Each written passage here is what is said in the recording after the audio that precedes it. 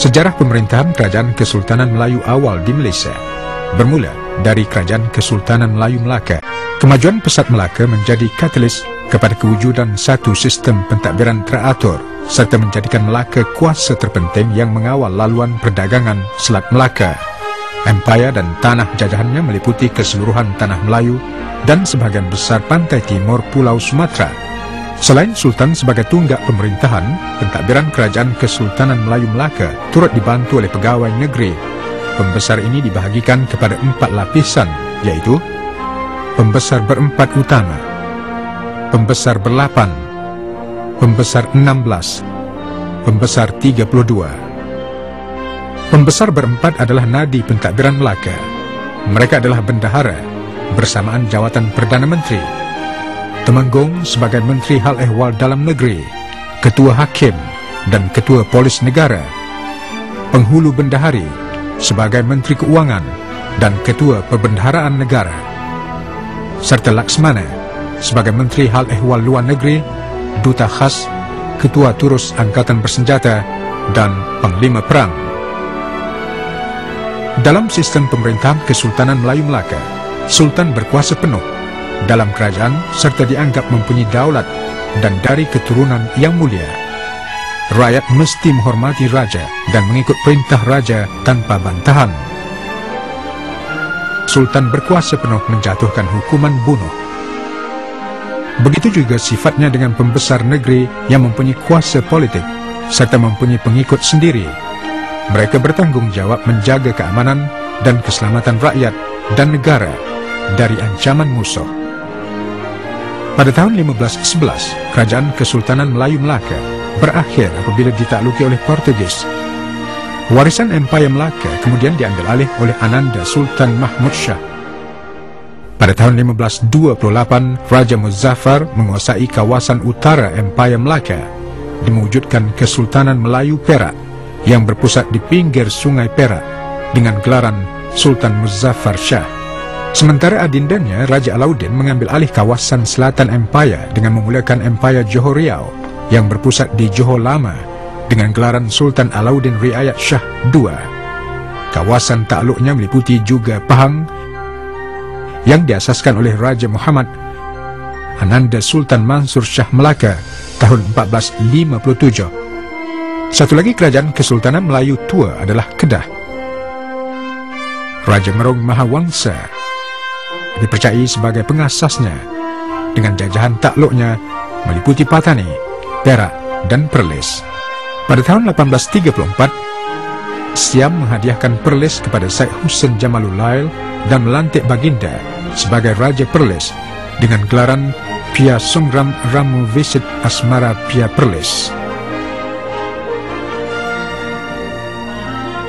Menjelang kurun ke-17, orang-orang Bugis mula memperluaskan pengaruhnya ke tanah Melayu.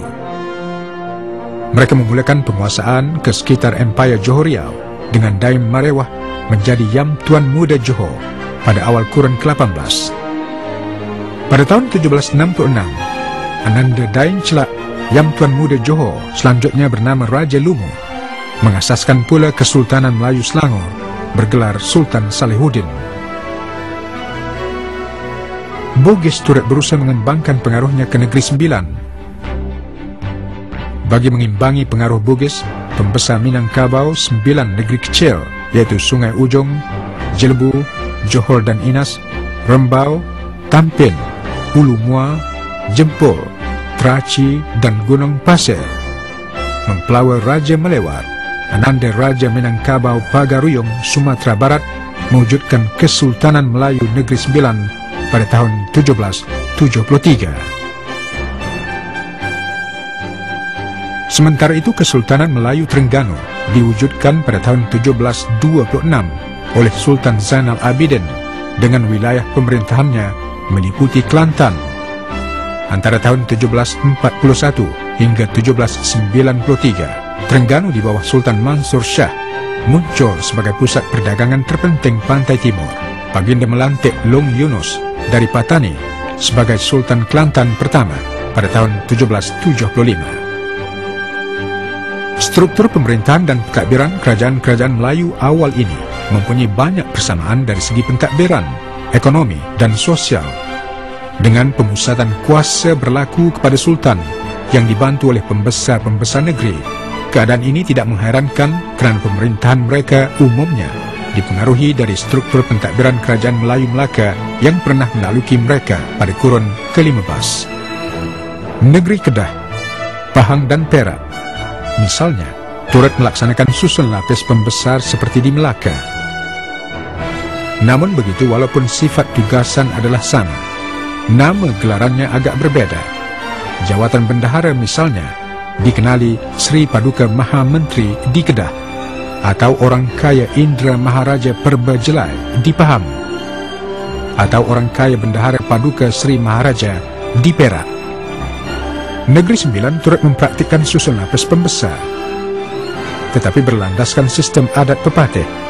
Berdasarkan sistem ini, 4 pembesar utamanya dipanggil Datuk Undang adalah dari Sungai Ujong, Jelebu, Jempul Inas, dan Rembau.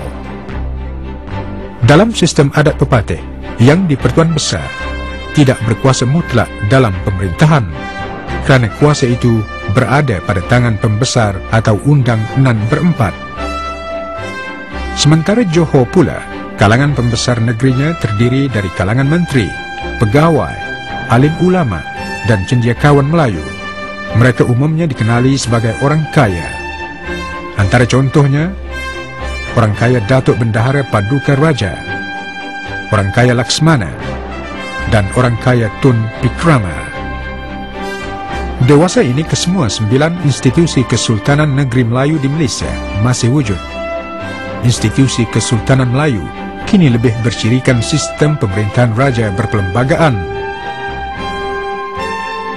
Berdasarkan Perlembagaan Malaysia, setiap 5 tahun sekali, salah seorang dari raja-raja Melayu secara bergilir-gilir dilantik sebagai Ketua Negara Malaysia dengan gelaran Duli Yang Maha Mulia Sri Paduka Baginda Yang di-Pertuan Agong.